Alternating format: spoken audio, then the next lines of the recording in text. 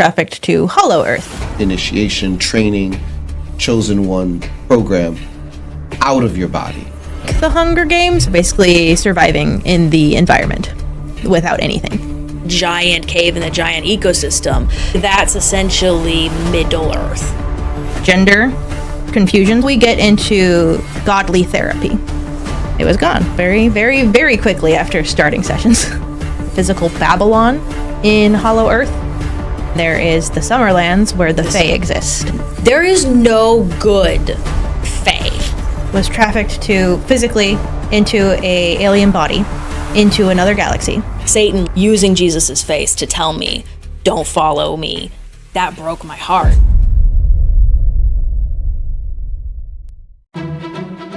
You're listening to Discovering Truth with Dan Duval.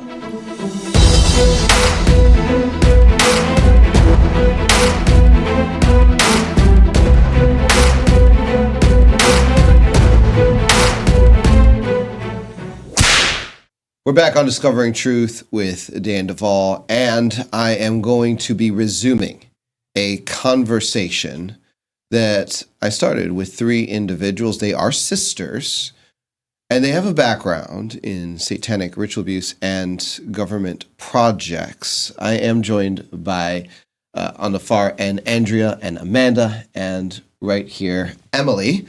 And they spent their first sit down with me describing a number of things, including how they were programmed in the church they grew up in. They discussed the facilities of the church, some elements of its oversight, including the fact that many of the board members were Freemasons, tunnels underneath the church, and how that led to various locations, including a military base. They discussed their grandfather, who was a Hitler's youth, and also the source of a lot of their pain and programming. We also got into how their traumas in early childhood opened them up to access by which their parts were trafficked and taken into different realms and used in multiple ways. And that is something that we pretty much left off on. And if you did not listen to the first episode, you really want to before you get into this one, because we're literally going to be picking up where we left off. Yeah. Mm-hmm. All right. Well, we're going to start with Emily.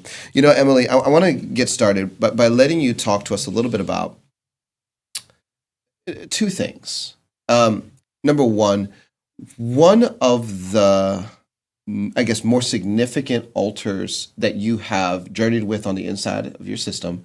And number two, how they put a fake Jesus inside of your system. Okay. Yeah. So my altar, so she was a part of something called a Chosen One program. Mm-hmm.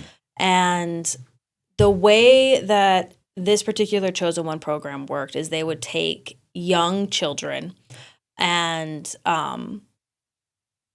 essentially teach us how to fight. And it was kind of like a battle to the last. Mm-hmm.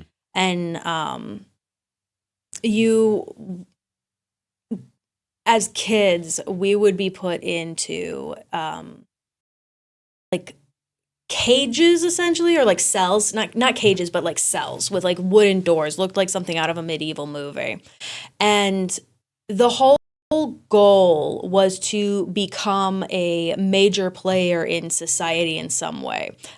It was to be a walk-in for an entity. And the part that I was a part of was they would take me to this area, which I'm pretty sure was in Hollow Earth, and that was overseen by Nephilim. And we would be taught how to fight and taught skills that was necessarily it was essentially a Hunger Game, the Hunger Games. And the winner at the end would be the one that would have this great honor of being bestowed the Chosen One title. And you would then accept a role to basically be called upon whenever this entity needed. And they would put you into a strategic place in society. And for me, it was going to be somewhere in Hollywood and working with the high level witches that were there. And it wasn't to be like a peon. It was like to be a part of like the witches' covens and to oversee a lot of things. And I believe one of the reasons why I was able to be chosen for that or taken for that was because of the bloodline that we came from and the iniquity and a lot of the Nazi deals that had been done. Because if you actually look into the history of Hollywood and like who runs Hollywood and the families and do a deep dive on where they're tied to, you can see patterns. So, and just to kind of spell this out clearly, this was an alternate personality that was taken to Hollow Earth for this Hunger Games type initiation, training, Chosen One program out of your body, correct? No. Okay. So the way that it would work is this alternate personality would be brought forward. Uh-huh. And then I would be taken physically into this training facility with these holding cells and be kept there for weeks at a time. And because it was so traumatic, because there was a lot of torture and death and, children 6 years old fighting each other.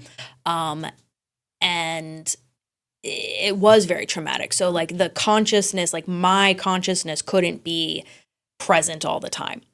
And so this other personality would be the one that would hold all the memories. And I do have the memories of it. And I know that kind of how they were able to get away with taking me for weeks at a time is like our parents, our dad was gone a lot of the times traveling with work. Like they worked him really hard. And our mom actually had an accident that caused her to not really be able to,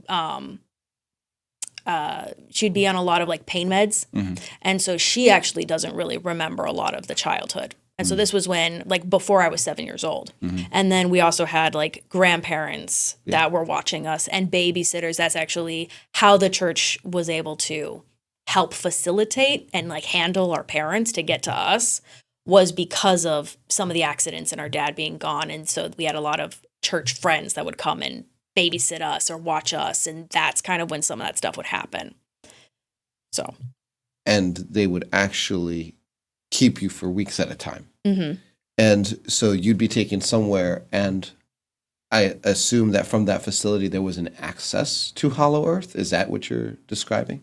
Yes. I don't know exactly how they did it and how it worked, but I know that they essentially would leave behind a changeling that would look similar to me. And because I think as a child, you don't really have a set personality, they were easier to get away with, like leaving something behind that looked more like me. And then I'd be taken to this place and taken down through tunnels of Middle Earth into a Hollow Earth training facility. And I have a very clear memory of being in essentially a fight pit that we were training. And I looked up, and above were these really, really tall beings. They looked kind of they looked humanoid, but their heads were like, their heads turned into like beehives, almost like crystal skull kind of, beehive shape. And looked human, but uncanny valley in their faces. And so it was Nephilim that were watching over it and were overseeing what was going on, because they were essentially training and picking out the fittest person to be able to handle the force and the presence of a supernatural being, essentially, within their body. And that's kind of why we had to train and why we had to be physically fit, because once that ritual would take place, the body wouldn't be strong enough to anchor that in. Because we're not, as humans, like, we're not designed to hold a full being, besides our own soul and our own spirit. And so that is why they had to start so young and for so long, because I think it went on until I was about 10 years old. Wow. Now, we're going to be exploring that whole theme more. Tell me about fake Jesus for a minute. Okay. So my fake Jesus programming, which even on my healing journey, like, I still struggle with, and I have to be very conscious about it, because Jesus is my friend. Yeah. Like, during that time in the Chosen One program, I do remember being in one of these holding cells at night, and every night Jesus would show up. He would come and walk through the door and sit with me throughout the night, and we would talk. And I do remember asking him, like, why is this going on? Because, like, as a child, like, I knew how horrific this stuff was. And he actually told me about iniquity and the redemption of the bloodline, and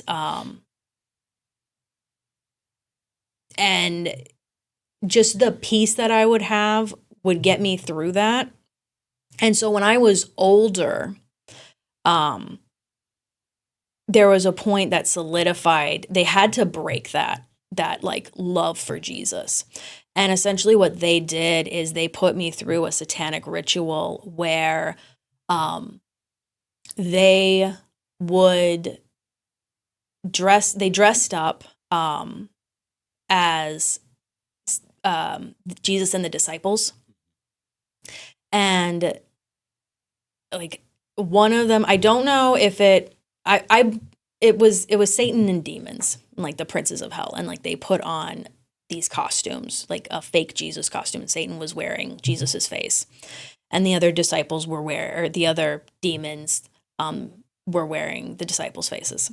And they put me in an area where I was all alone, and it was a very pretty area, though. It was like a waterfall, and, like, I saw Jesus walking by and the disciples and his followers, and I started calling out to Jesus, and he came over, and then I was like, well, let me go with you. And he said, no, you can't follow me.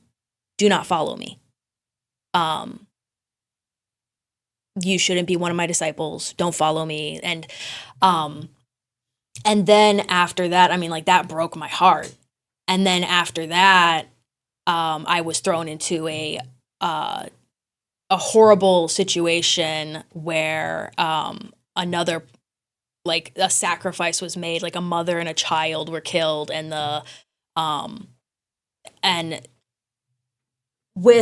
when I was in a session, I saw, like, Jesus revealed what actually happened with that, and it was actually a blood ritual where it was Satan wearing Jesus's face, who had been the one. So Satan literally was the one using Jesus's face to tell me, don't love me, don't follow me.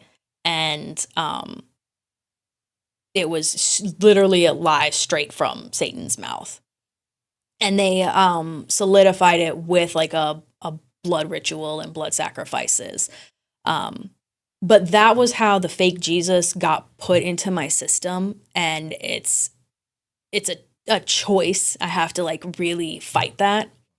And then when the older I got and the older we got with the false reality overlay of like what America has over like the supernatural, it was a lot easier for that to take root because that had damaged my relationship with Jesus so much. Thank you for sharing. You know, obviously, fake Jesus is a problem for a lot of survivors, especially those that have come out of satanic ritual abuse and Freemasonic abuse, because they take so much effort to defile that association to him as a protector, as a caregiver, and they certainly didn't spare any punches with you. Yep, they did not. Wow. I want to come back to the Hollow Earth and Middle Earth conversation, because I think this is fascinating. And the fact that, you know, we're sitting here and people are still debating, is Hollow Earth real? There are some people, a lot of people, that are still debating, is Earth spherical or round or flat? We're gonna unpack all of that. But before we get to that, I really want to hit something else.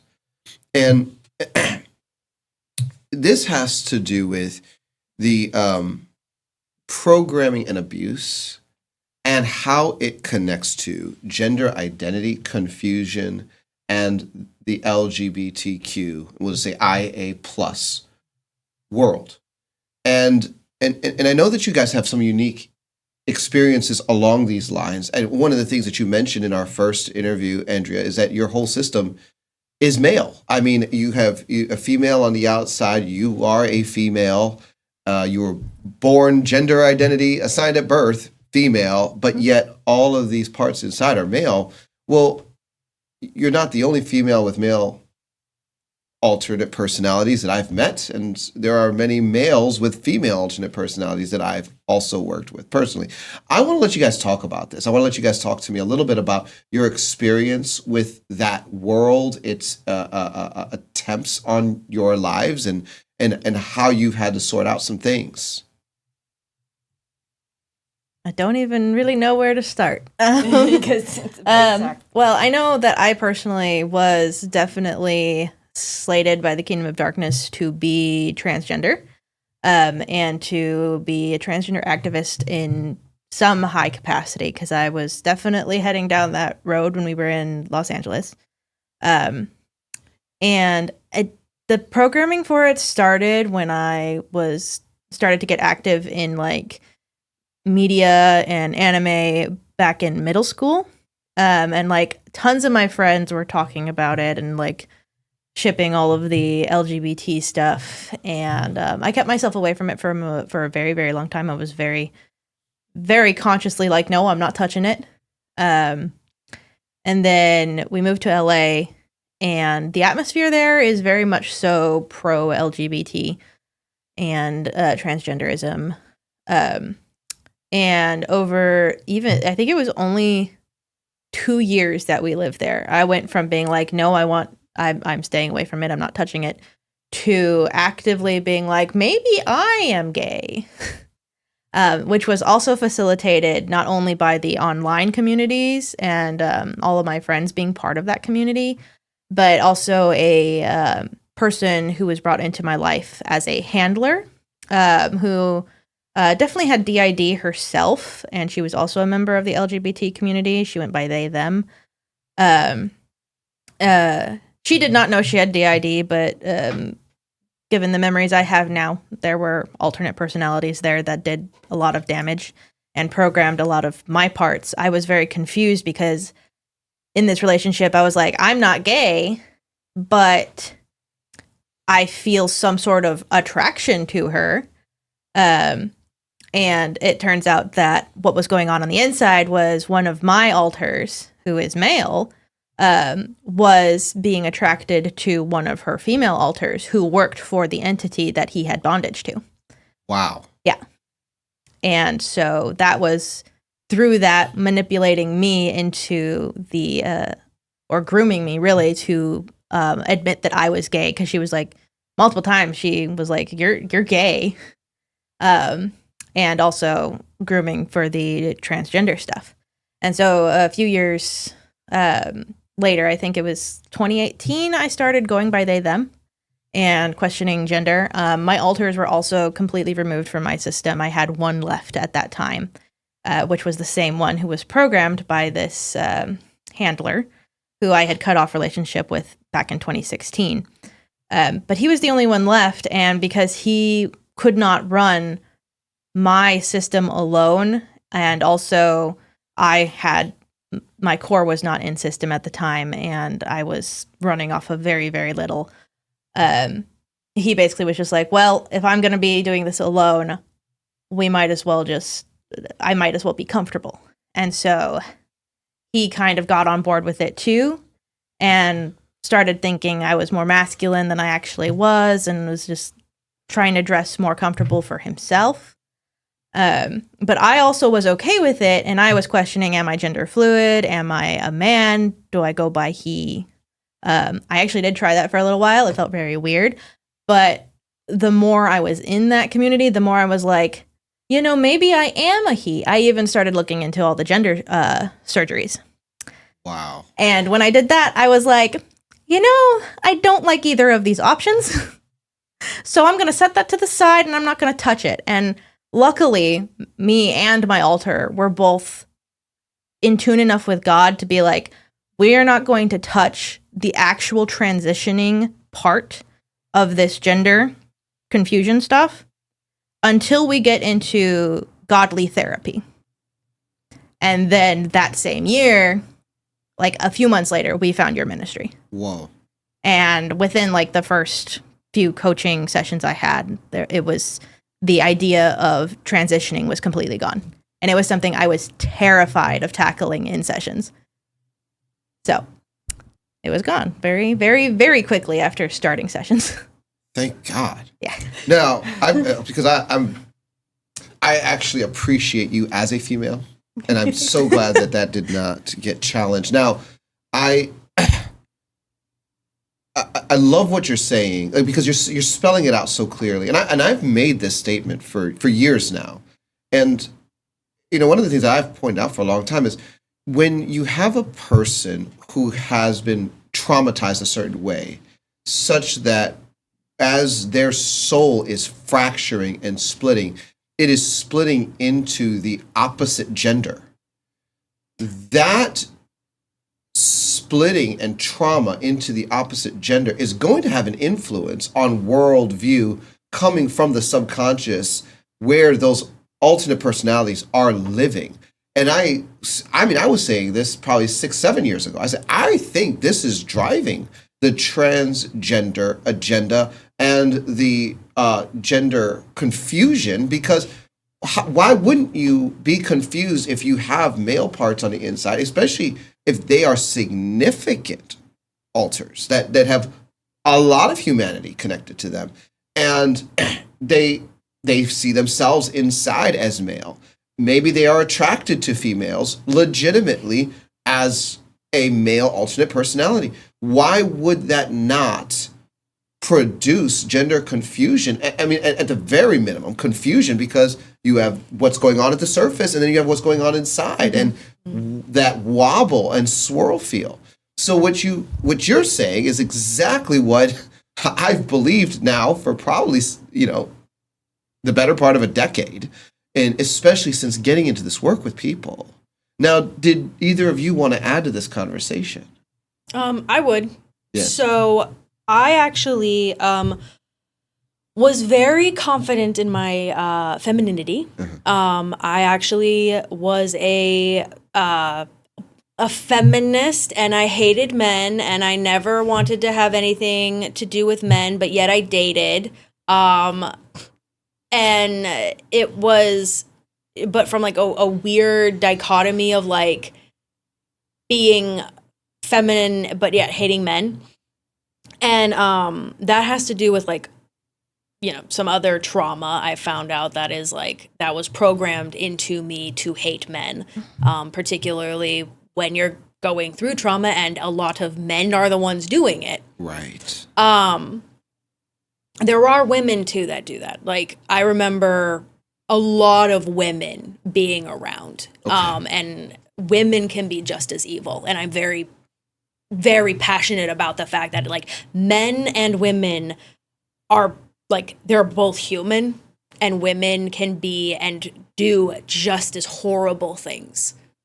And so when I started having gender confusion, I actually started binding my chest. And that was a mission because it is not easy to do. And I am not a small woman. So I actually bought a binder and was binding my chest daily. And I shaved off my hair to where I had just a little pompadour. I shaved all of this. I've been growing this for a really long time. This is how long my hair's been for like years. And when I went to LA, I started cutting it shorter and shorter and shorter until I shaved it all off. I started buying all men's clothing and dressing like men, like a man, but still being a woman. And something that I did that shocked myself was I was at a bar alone, hanging out, and I hadn't started going to bars alone, but I suddenly started going to bars alone, looking like a guy. And I started hitting on the women that were there and literally trying to pick up women. And I am not sexually attracted to women. And in my sessions, once I started getting healing, because I was still like in this confusion, and it turned out to be a male altar. Wow. Who was basically, I think they call it like the fronter. Okay. But he was like co-fronting, basically influencing me in all of those ways from the background, like, and helping me live life. And I started living life as a guy because he was so uncomfortable as a woman. And once he started getting healing, that alternate personality started getting healing, I don't have any of those issues anymore. And like, I remember the like moment of clarity of being like, what am I doing? Yeah. was when I was at that bar and I asked this woman to dance, and she said no. And I was like, okay, yeah, that's cool. And then I walked away and I'm like, what did I just do? Yeah. I'm not even attracted to a woman. Like, I want to go ask that guy. Why did I just ask her? And that like forced me to really examine. And so like, this is like a journey that like we've all had opinions on because we were all living together. And so we've all like seen each other like go through all of this. And so I 100% agree with you that is my lived experience of exactly what you're saying, is something from someone from the background influencing that. Mm-hmm. Talk to me. Most of the information, most of my opinions are what these two went through. The altar that I had that was male did briefly think about exploring options, mainly going by they, them, just to be more comfortable, because he was primarily the one assisting at the time. And he was like, the siblings are doing it. We won't stand out that much and it'll make me more comfortable. But that was close to the limit. Yeah. I will say that for me personally, I have often in the past gotten hit on by women. Typically when he was around, I've gotten mistaken as a lesbian fairly often. Mm-hmm. But that's the limit of my journey with the LGBTQ community. Now, what you just said is really interesting, because what you're saying is, depending on how close a male alternate personality, and maybe we could just say that energy field, is to the surface, that actually influences the way people around you react Most definitely. to you. That's very significant. Now, this whole conversation, I think, is highly illuminating because, you have a whole group of people.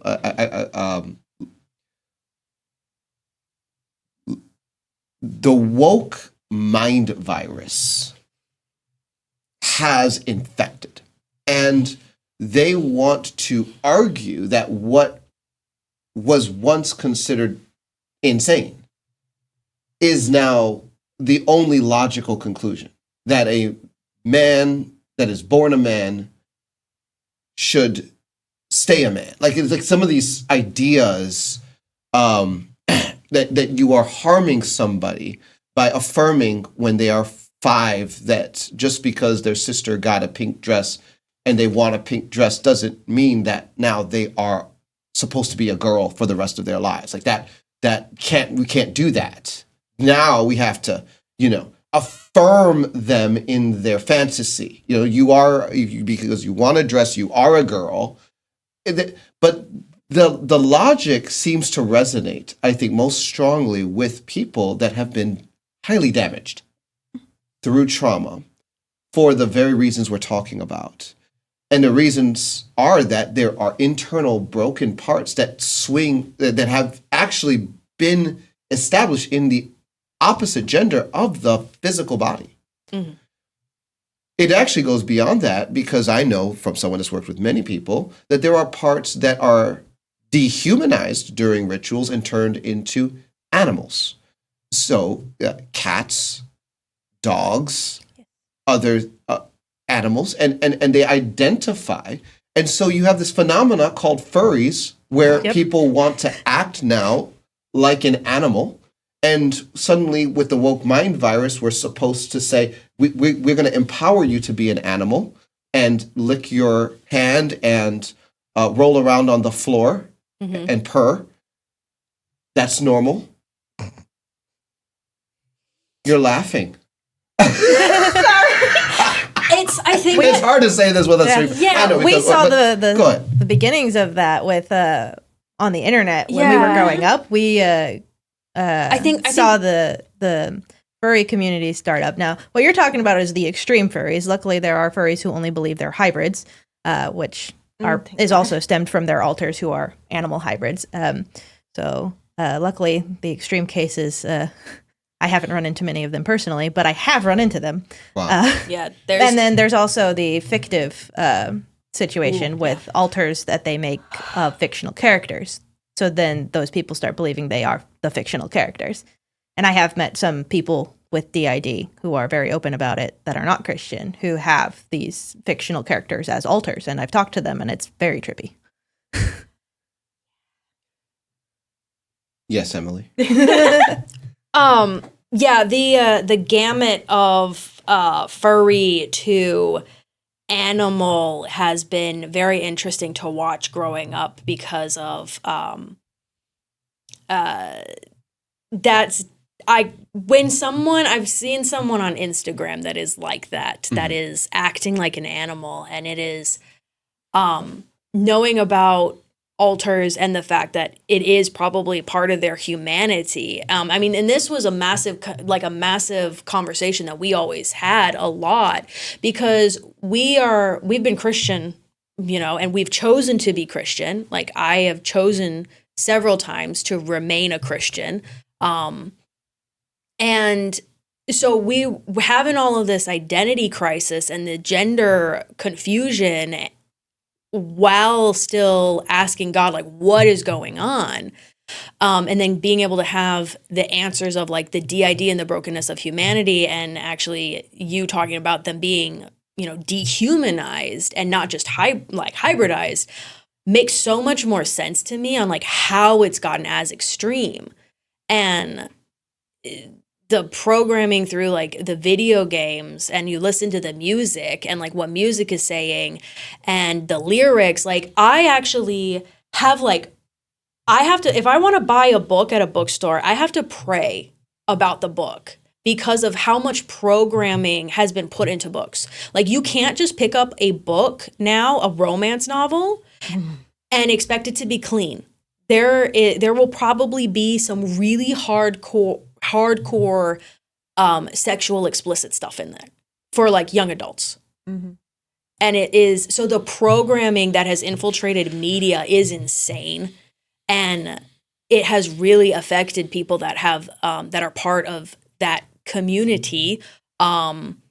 Because I think just the overwhelming amount of people that identify as part of that community, like the LGBTQA plus, their lives are so broken, or they're struggling so much. Like, they are, I don't know why that community has been so targeted, or how so much has been attributed to that community. But it's, I would, being a part of it firsthand, like, I identified as part of that community for at least almost a year that I was struggling with it. And it's just been, it's so sad, really. And then to have journeyed it myself and to really have to put in the effort of getting the healing in coaching has been very enlightening. You know, and one of the other things that you said that was really interesting is that you have a situation where a part that is an alternate personality in you, Andrea, was serving the same entity that a part or an alternate personality inside of the handler was serving. Yep. So you have this like 3-stranded cord running in the background to bind two people together and swing the influences a certain way. That is also extremely insightful. All right. We're going to move off of this because I got to come back to the hollow earth thing. So a question that comes up, I think, for a number of people, okay, especially people that maybe have started to connect the dots. Say, okay, maybe there is a hollow earth. Maybe when the Bible says, you know, Satan was going to and forth along the earth and also up and down in it, Book of Job, it's actually discussing how he literally went up and down from the surface of the earth to somewhere else. The Bible describes several things. It actually describes an underground portal network whereby Jonah, swallowed by a fish from the surface of the sea, is able to descend into Hades in the fish, wherein he cries out from the belly of Sheol to the Lord. And the Bible describes locations deep under the earth, the pit, the abyss, and activity going on there. And people have definitely, at least at this point, probably come across a YouTube video or some other content in some form that suggests there is a massive portal in Antarctica. Maybe they just watched the Godzilla movie and realized that Godzilla can go in and out of hollow earth, as can King Kong. And, so it's become a cultural conversation. And then when I was growing up, right, they came out with this movie series called Lord of the Rings, based on the book by J.R. Tolkien, where we have Middle Earth. And it's in Middle Earth that we meet the elves and the dwarves, human races, orcs, and other things. And, then the question becomes, well, is there a difference between Middle Earth and Hollow Earth? Are they the same thing? Do either of them exist? What do you think? I think that they are different. I do believe that the elves and the dwarves, that they are in both places, and there's different factions of elves and dwarves. And you have Middle Earth dwarves and Hollow Earth dwarves, but you also have the combo of them. And this is actually a conversation that we have had privately about it. As far as like Middle Earth, it's more in the like mantle of the earth. It's not, there's like no sky, but can look like there is. And the terrain is like, they're basically gigantic caves. Like Journey to the Center of the Earth, like every rendition that shows the giant cave and the giant ecosystem, like that's essentially Middle Earth. They certainly didn't spare any punches with you. Now, please, continue. Continue where? So, do you guys have... I mean, you started off by explaining they took you to Hollow Earth for these like Hunger Game type programming agenda. I mean, do you have experiences, you or alternate personalities that have reported memories to you that have helped you to explore this conversation? So, when I would be trafficked to the military bases from the church, they would do stuff in those military bases, but then I would be trafficked to Hollow Earth. Where they would force front an altar, very similar to Emily's Chosen One programming. And this was the same altar that my grandfather made in that ritual where me and my mother were abducted. And so they would force front this altar and then send me to Hollow Earth. But I was completely unconscious. I have absolutely no recollection of it. He's the only one that remembers anything. And he would be sent to these hunting games, which are like the Hunger Games, but instead of fighting other people, you are basically surviving in the environment without anything. So it's basically like the start of a RPG crafting game where you have to figure out how to survive in the wilderness. And they would just leave you on this part of Hollow Earth to survive for weeks to months at a time. And I would have the same changeling thing as Emily had as well while this was going on. So you believe you were physically there? Yes. And Definitely physically, because I have some scars on my body that make absolutely no sense. What kind of environmental threats did this part report to you? So there are a lot of the memories that I currently have access to from him are giant trees. Like the forests are massive. Like a regular sized forest is like a redwood forest kind of thing. Yeah.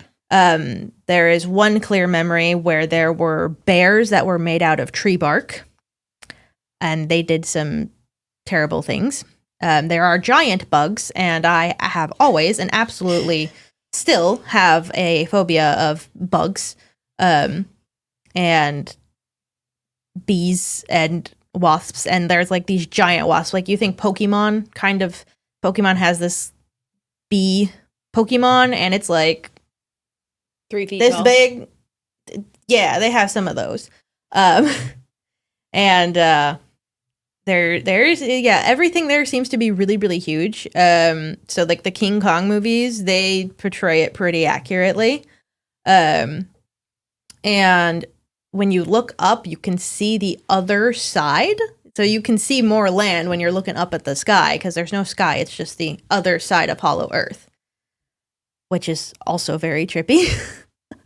So that's what this part gave you back. Mm-hmm. I mean, the memory is seeing the other side, like land above Yes. your... Yeah. So the gravitational field down there basically pushes outward. Mm-hmm. Yep. There's also day and night cycles. I'm not 100% sure how they work, but there is a day and night cycle as well. And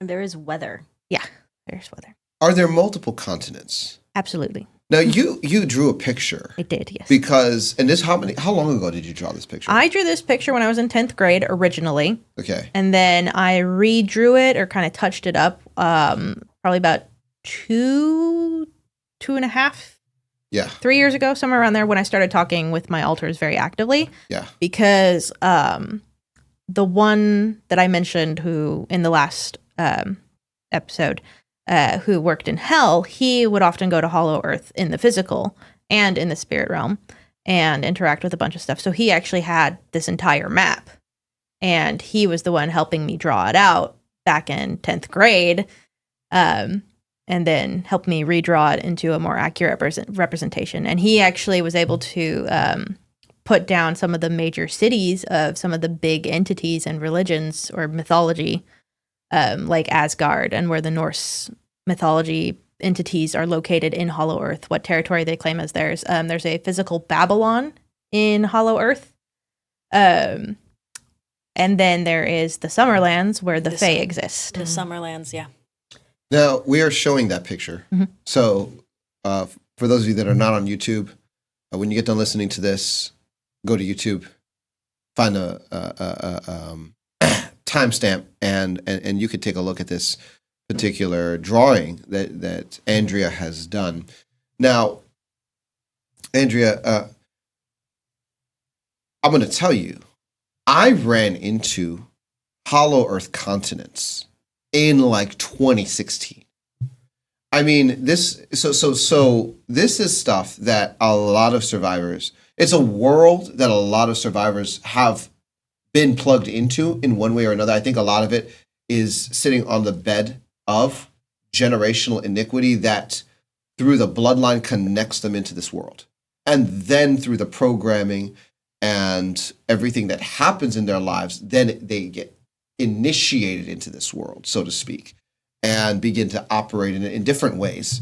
But wow, like I began to document several continents. I mean, I had a list working at one point of my own list of all these Hollow Earth continents, and then like on top of that, you begin to add cities, and it's robust. I don't think the influence of Hollow Earth on the surface world can be understated. Talk to me a little bit more.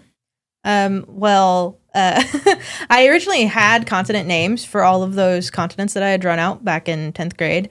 I haven't re-added them to the map because they weren't 100% accurate, but I know that when I was first listening to a lot of your podcasts, you mentioned Lemuria, I believe, as a Hollow Earth continent or something similar to that. And one of the names on the map originally was very, very close to it. And I don't remember what it was, but I was like, that is like almost identical to what I called this continent. Yeah, it was off by like one letter because she came running in. Or like a sound or something. Yeah, Wow. to show us that. It wasn't Lemuria, but it was like Lauratia or Lemuria or something like that. Yeah, I think that was one of the first physical things that, like, in the 3D world, where we were all like, Oh. Wow. this is real. Yeah. Like, My podcast. yeah. See, I don't even remember that. It was But some I kind podcast of remember that. back in, I like, kind of remember. Now, 2021, you mentioned Babylon being a physical city in Hollow Earth. Now, I knew that. The reason why I knew that is because when I was working with others on Temple Mount programming and bondage, we learned several things. One of the things we learned is that there are people all over the world who have soul parts that are trafficked to the Temple Mount for end times programming specifically to be uploaded and then sent back, which is basically helping to underwrite the Illuminati timelines for the end times, which are not God's timelines. And some of that is happening at the Temple Mount. We began to learn about a hybrid Council of 13 that does their rituals and meets at the Temple Mount, and people that were involved in that also described a portal to Babylon. And when we started leading into where is the Babylon that this portal is taking things in and out of under the Temple Mount, the answer was Hollow Earth. So this is all stuff that I'm like independently discovering. So when you say it, it's like, wow. Now, do you believe that you had parts that were in Asgard or in Babylon or in some of maybe these other cities?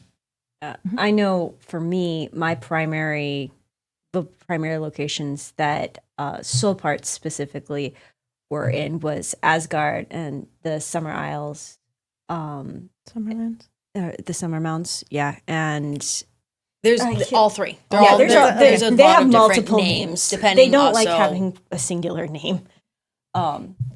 But yeah, a lot of that was where I primarily had stuff. I had some stuff in Middle Earth as well. So Okay, and so what happened there? I had the part of me that was contracted to several Fae Lords for that was a part of the assassination program originally. She was contracted out by the military for the Fae realms and spent a lot of time in suicide squads, basically, and ran suicide missions and sabotage missions for the Kingdom of Darkness in different capacities. I don't know what the purpose was or why. I just know that things needed to go get blown up.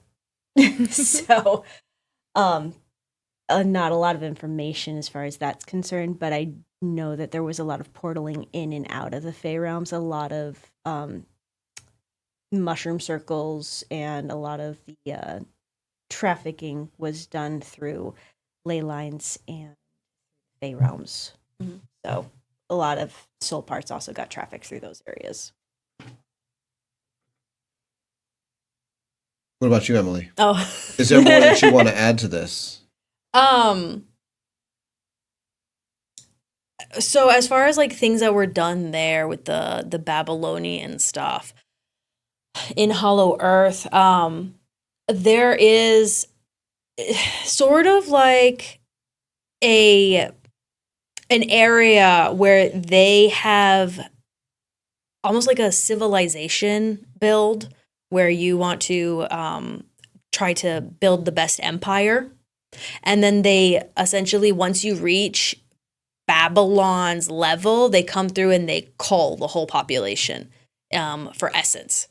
And that takes place in Hollow Earth, somewhere around that area where the physical Babylon is. And I know that with just if you look at the lore from like almost all of the ancient pagan religions and how they talk about Hollow Earth, like I think that I believe that they're talking about the like fighting the Nephilim and having to retreat to Hollow Earth. Because you can, like, particularly like the Tuatha De Danann, when they have a book called the Book of can't remember, but it's like it is the story of how the Tuatha De Danann, which are the Irish pantheon, how they were chased out of Ireland and had to go underground and to survive, and had to have a civilization underground, which is the Summerlands in Hollow Earth. And so I have memories of being taken to Hollow Earth in the Summerlands and meeting elves and meeting dwarves and helping to have an altar that has memories of being a smithy, basically a blacksmith, and was making armor in Hollow Earth and in Middle Earth for fighting factions of elves that were trying to take over different parts of Middle Earth. And it's like an ongoing battle in Middle Earth. So we're experiencing Middle Earth and Hollow Earth as different realms. You say that Middle Earth almost seems like under the crust or somewhere in major caverns, and then Hollow Earth is just the other side. What kind of shape of Earth makes your experience make the most sense in your mind? The Taurus. The Taurus. Yeah, the Taurus. The like donut shape Earth. Well, when kind you, of yeah, thing. when you search up the just Hollow Earth on Google, I looked at those images and I'm like, no, that makes sense now. That makes sense. Wow. Where it's like it's Yeah. not quite as wide, but it's wide enough where like something can fit inside. And by torus, it is the shape TORUS. It has an equation, and it can take different forms, which can be more donut-like or more spherical, and it kind of can be different. It's not a perfect sphere by any means of the imagination, but it also has a hollow center. Yep. And poles. It just does make a lot more sense because it just like the lore and the mythology and what the witches and wizards pull on and sorcerers pull on, they are really tied with like the elements, and what the mythology of the ancient civilizations points to Hollow Earth and a Middle Earth, and the different like spells that witches and wizards and sorcerers do.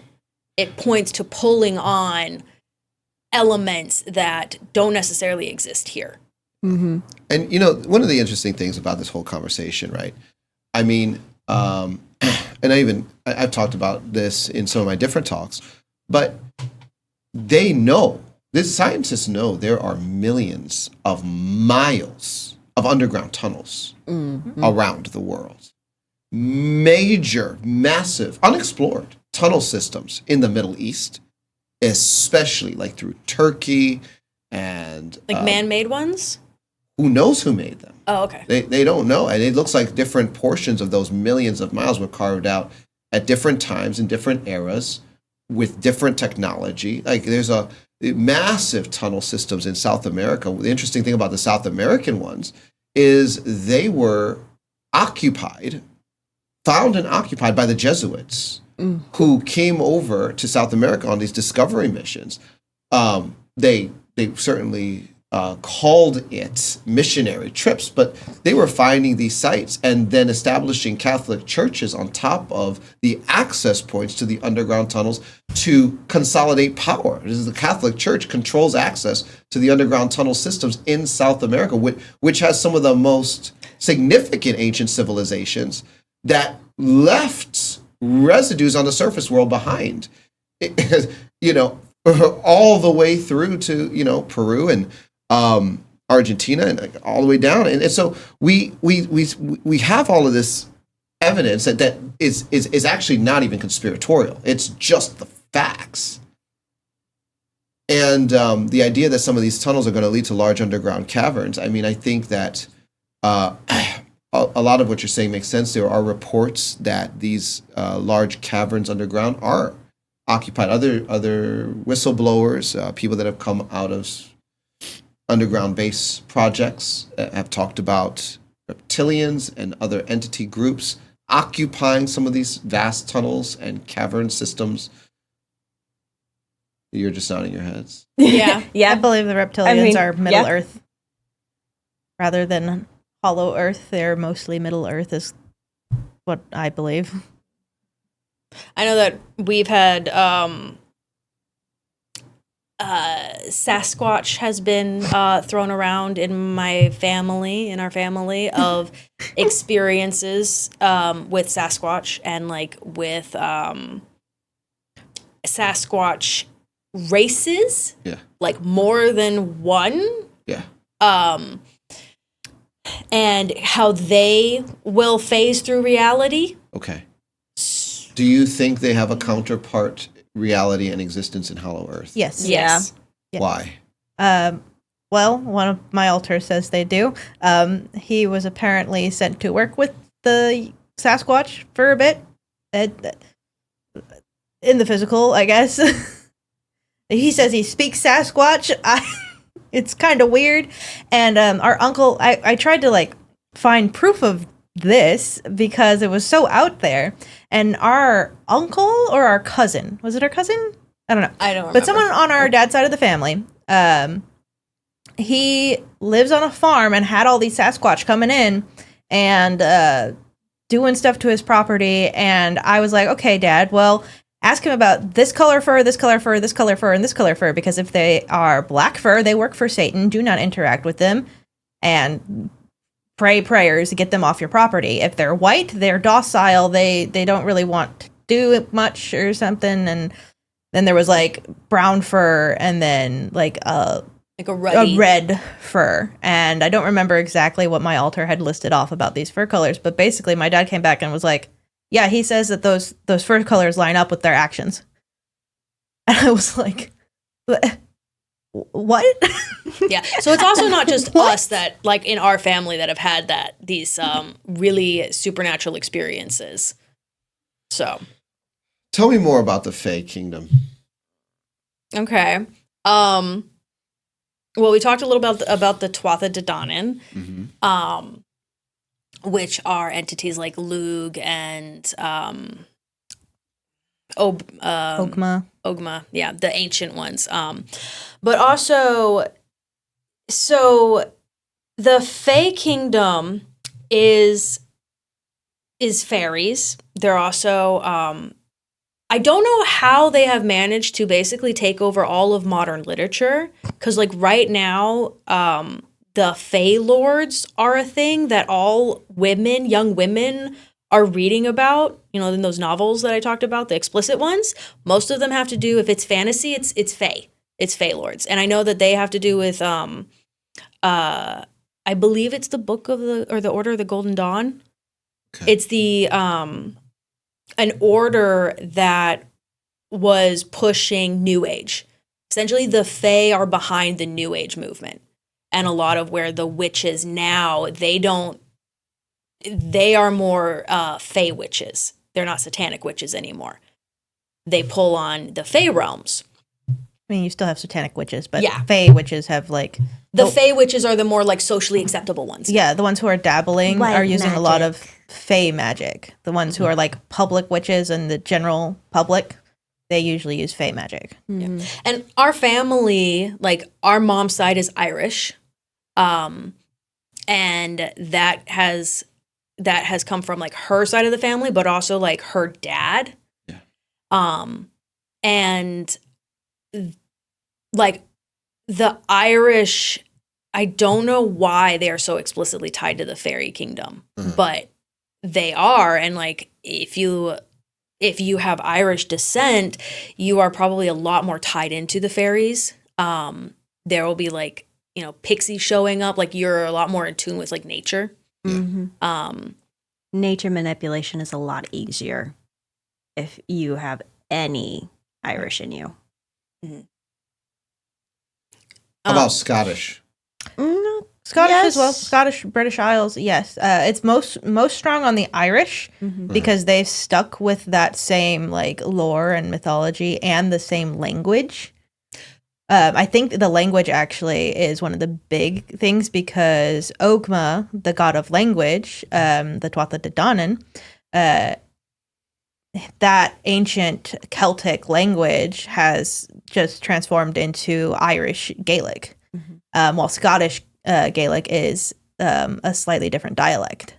And so I think it has a lot to do with they speak the same language, and so there's a lot more of a tie back to that strong magic. And so with the fairies and the Fae, there is no good Fae. Like if you look at history, pop culture, I don't care about because that has become a fantasy. All of the original histories of the Fae, they are malevolent. They're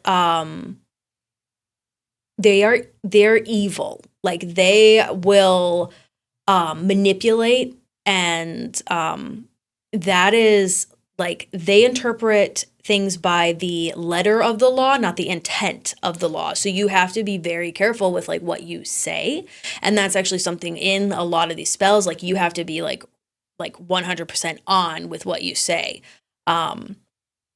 because if you mess it up, like it can backfire on you a lot.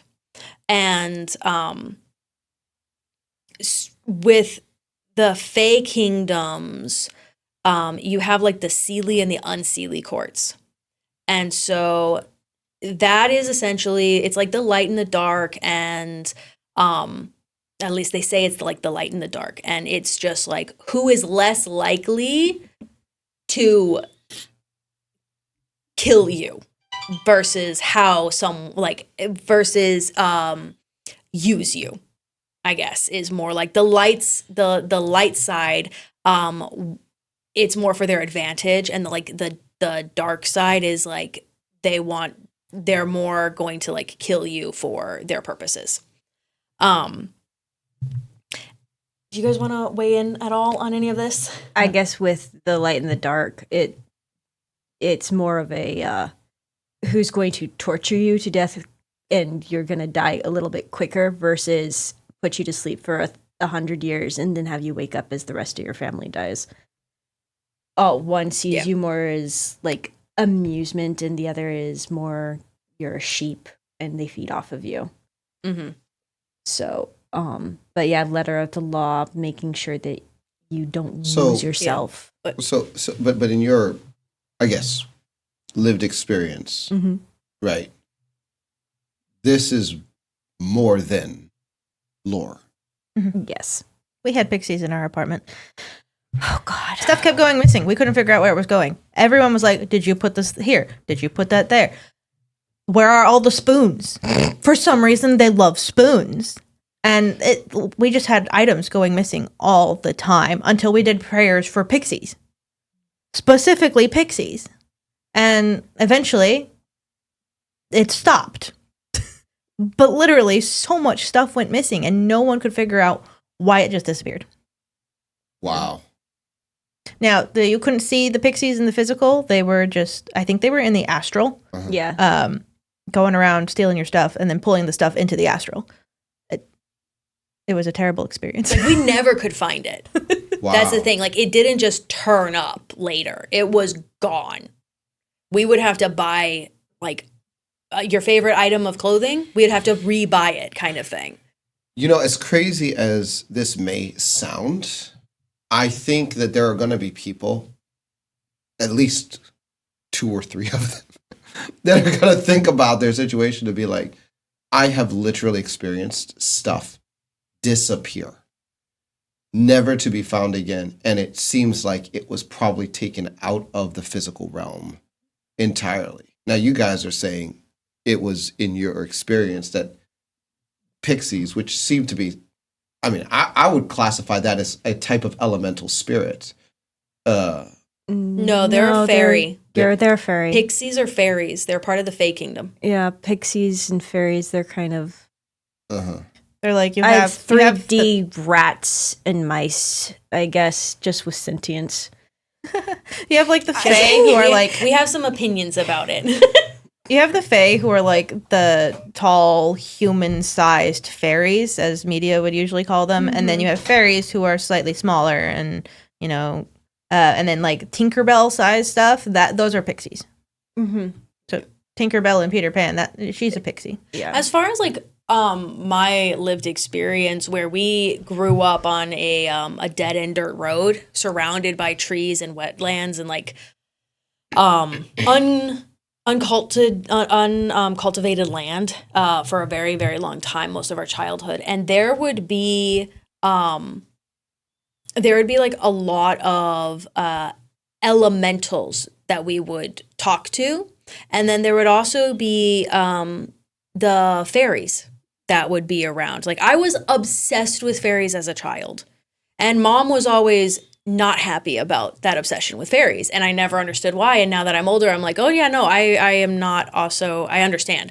And so I think that a lot of people that have experience with the Fae realm and the Fae kingdoms, they are a lot more prone to nature, to like loving nature and have this inexplicable having this draw to like loving natures and trees, and I don't know why, but I do think that the elemental kingdom and the Fae Kingdom are tied up somehow. Probably a lot of like essence trading. Yeah, I believe most of fairy magic and fae magic is tied in with elemental magic and elemental power. Yeah, it's a combination of elemental and essence, which is why they do feed off of humans, is because they utilize the essence in magic specifically. Something that I was in massive bondage to was my dreams were really bad, and I was having like a lot of nightmares. And this was more recently where nightmares suddenly started popping up. It was probably within the last couple of years, like as an adult. And I'm like, why am I having trouble sleeping? Why am I being plagued by nightmares? Why can I not wake up? And in a session, it turned out that it was actually, we found a dream, like a dream factory that was being run by Oberon, who is one of the kings of the Fae, or at least Shakespeare put him as a king of the Fae. Okay. And so, and he's actually like some kind of dream fairy. So that was something. And then once we actually took care of that, and I did like, and I got freedom from like Oberon, my sleep was like, it did like a 180. It was like so much better. Incredible. Yeah. So let me ask you this question. You guys have, and I would say that a bloodline connection into this realm, the Fae Kingdom. And this extends into experiences touching Middle Earth and Hollow Earth experientially. Is there a crossover between that and your experiences with being trafficked, at least in soul parts or essence, to other planets? Maybe not necessarily with the fae, but there is connection between Hollow Earth and trafficking to other planets that I'm aware of for myself. Talk about that for a minute. So this goes back more to the Nazis. So I know I was taken to those games and was sponsored by a big tech giant. And he has facilities in Hollow Earth, I'm not sure where, that the altar that was going through those games, because he survived them, he was taken to fulfill some sort of contract in space, was trafficked to physically into a alien body, into another galaxy, lived life there for a while, had his memories completely erased of the games and me and his life here. So he thought he was a brand new person over there. And then after that was fulfilled with the aliens and being trafficked over there, his physical body was brought back to Earth, trafficked into Hollow Earth to work for this tech giant in his whatever he has going on in Hollow Earth. And that's about all I know of the Hollow Earth stuff involved with that specifically, because it was a more recent discovery. But it was kind of wild to me to find out that that was happening, and that physical body of my altars is still there. So the tech giant that has this operation in Hollow Earth also has an operation on surface Earth. Yep. My goodness.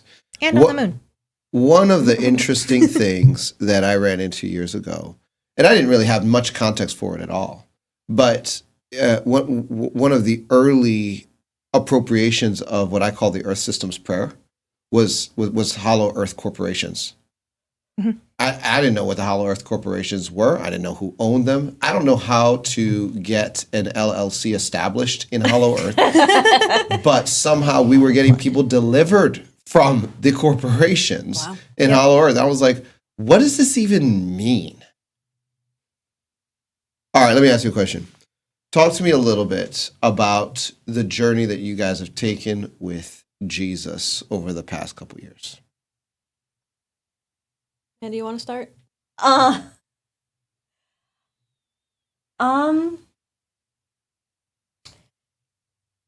I guess a lot of my journey with Jesus specifically is still ongoing because I had a lot of false Jesus program put in as well in a different capacity than Emily.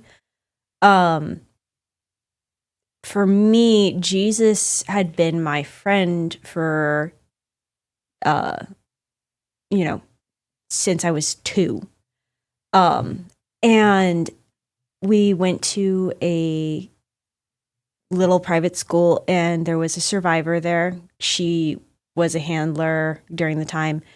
And I was telling her about Jesus. And at that time I was, I had hit puberty and I was reading the Song of Solomon at the time. And she was like, well, Jesus is your lover. Don't think about other boys until you're older. Jesus is your lover. And I had also, at the time, had just gotten internet access and had discovered porn. And so for a good 15 years, the False Jesus program was interlaid with my sexual identity and my sexuality. And so for me, when I started coaching, I had a very hard time with Jesus showing up in my system because it would always turn sexual.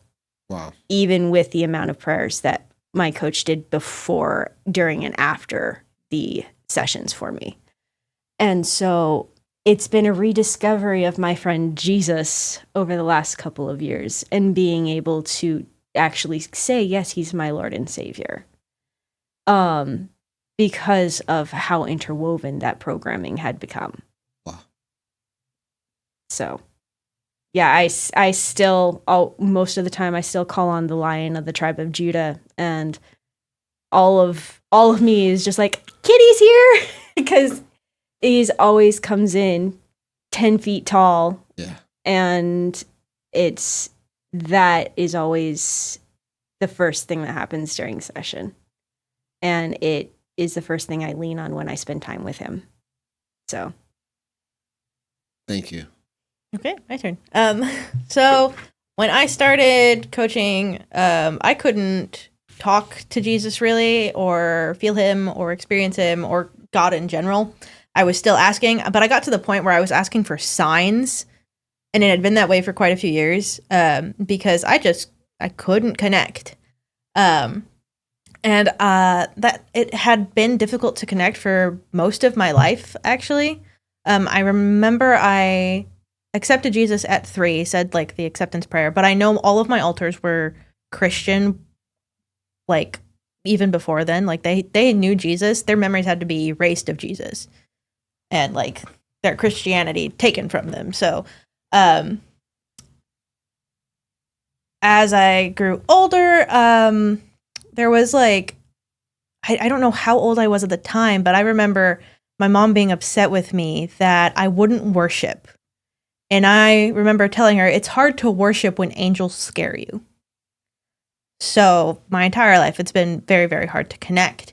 And then I got into coaching specifically because I was like, I can't feel anything. And I know this Queen of Heaven prayer should have made me feel something. Wow. But there was nothing. So it was very difficult starting the coaching because it was like I couldn't hear, I couldn't see, everything was shut down. But as I have gone through it over the last few years, and my siblings, to tell them, hey, or ask them, what are you seeing in this situation? How are you seeing heaven? Am I seeing the same thing you are? And usually it would be what they share is what I was seeing. And I was like, oh my God, okay, I am seeing something. And so I was training myself using the help of my siblings to like re-engage with the supernatural. And at this point now, I did have some false Jesus stuff, but luckily it was pretty easy to take care of because now Jesus can come in and I can actually interact with Jesus rather than just the lion. And I'm relearning what exactly the voice of Holy Spirit and the Father and Jesus all sound like, because now I can actually start to hear them clearly, which is something I was never able to do before. So it's been slow and steady, but it's been very, very helpful. And also, a lot of my alters have very good relationships with Jesus. And so when I haven't been able to connect with Jesus, they would actually connect with Jesus and talk to Jesus themselves. And they'd go spend time with Jesus, or they'd go spend time in heaven. And so even though I couldn't personally connect to Jesus because they were all doing their own personal walks with him physically for them, not in the 3D, but in their spiritual walks and bodies, it was a lot easier to hold on to, like, okay, eventually I will also be able to build this relationship back up with Jesus. And I am finally at the point where I am starting to be able to do that. So it's very exciting. Thank you. Go ahead, Emily. For me, I think the false Jesus program really, I'm still working on unraveling that, because because Jesus was such a close friend, and was a pillar, that for years, like, I still believed in Jesus, but like I actually like have a better time or an easier time with God the Father. And recently I've really had to challenge myself about connecting with Jesus and reconnecting with him, and like understanding, essentially re-understanding like salvation. And I think because of being in the Chosen One program and seeing such bad things and having that part of my identity for such a long time, I've had to really struggle with the like apathy and the ability to just shut off the love of humanity. And like, so as I've been taking this healing journey, my alters have told me about how it would always be Jesus that would come. And when their contract was finished with the kingdom of darkness, Jesus would come and get them and actually make this whole like to do about like showing up for them and being like, this one's mine, and taking them back and bringing back my humanity. And he has always shown up that way for me. And I think just me now, it's just that rebuilding and that re-understanding of like how good Jesus is, and that he does want me to follow him and love him. And it's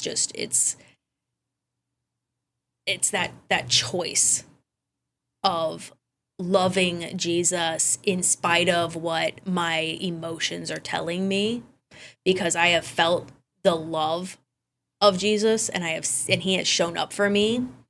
And so it's just, I am still on that journey, but it is getting easier every day that I'm like, yes, I choose to follow Jesus.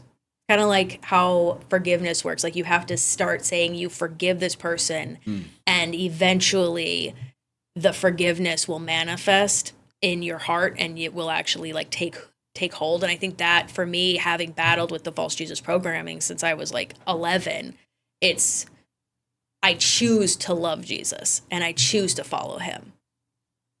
Thank you. I would like to add something, kind of going back to the LGBT stuff, specifically with how it was hard to feel Jesus.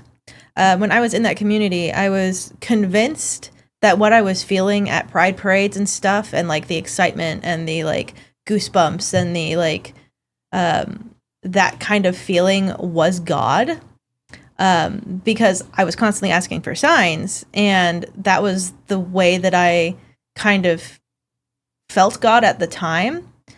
But now, having actually been able to reconnect with God and know that like the feeling of connecting to Jesus and his presence and him talking to you is actually usually tears.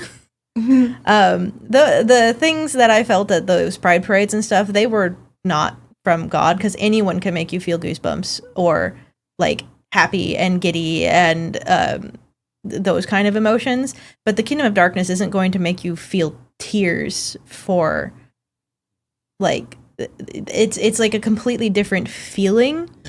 Because Kingdom of Darkness uses crying usually for torture and all of that type of stuff. They're not going to make you feel happy and overwhelmed with kindness and like realization through tears.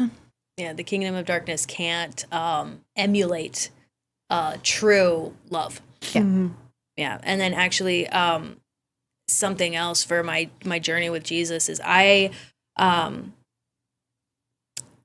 being able to choose Jesus is because I felt very clearly the difference of what having Jesus and not having Jesus was like. Because of growing up Christian and being surrounded by, you know, like fake Christians, but also true Christians, I had never not felt that energy. Yeah.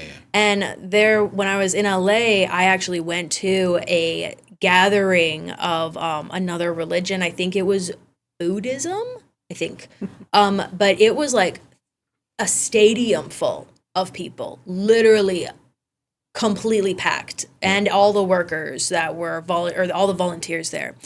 And I was in this stadium surrounded by thousands of people, and I did not feel like I was surrounded by anybody.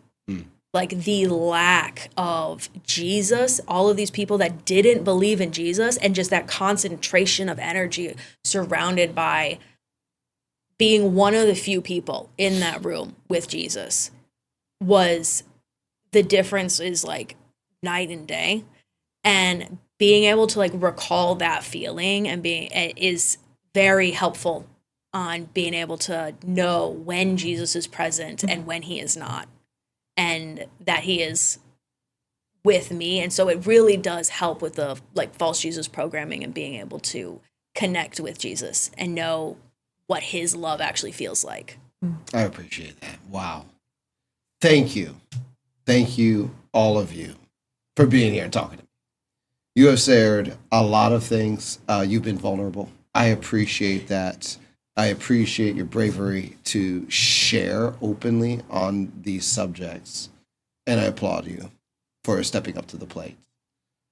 Friends, we are out of time. You've been listening to Discovering Truth with Dan Duval. God bless and Godspeed.